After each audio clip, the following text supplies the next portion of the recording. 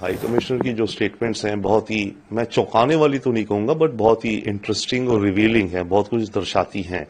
असलियत जो हो रही है वहां पे कनाडियन सरकार की as well as Khalistani community को लेकर भी। करीब 10,000 ऐसे लोग हैं जो खालिस्तानी कट्टर सपोर्टर्स हैं।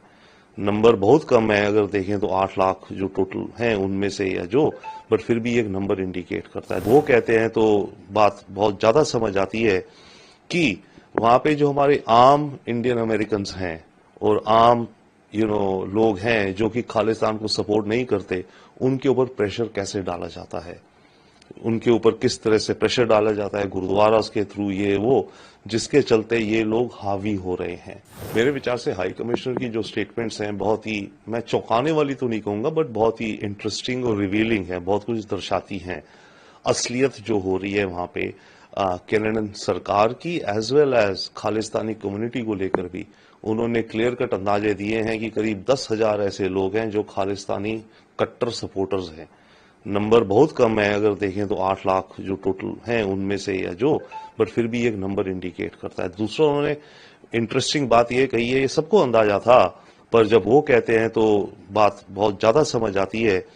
कि वहां पे जो हमारे आम इंडियन अमेरिकन हैं और आम लोग हैं जो कि खालिस्तान को सपोर्ट नहीं करते, उनके ऊपर प्रेशर कैसे डाला जाता है,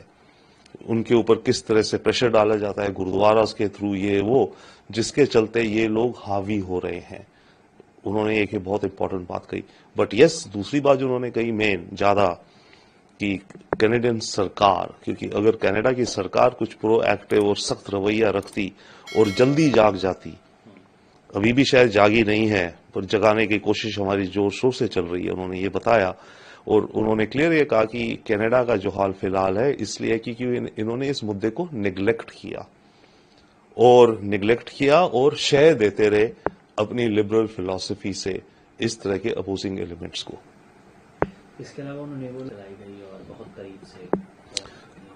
डेफिनेटली, तो ये तो कनाडा के लिए एक बहुत बड़ी शर्म की बात है कि वहां पर लॉ एंड ऑर्डर की कंट्रीज हैं सारी, ओके, अपने को वेस्टर्न डेमोक्रेसी सक्सेसफुल बताती हैं, विच इज गुड, और हैं भी, परंतु वहां पर अगर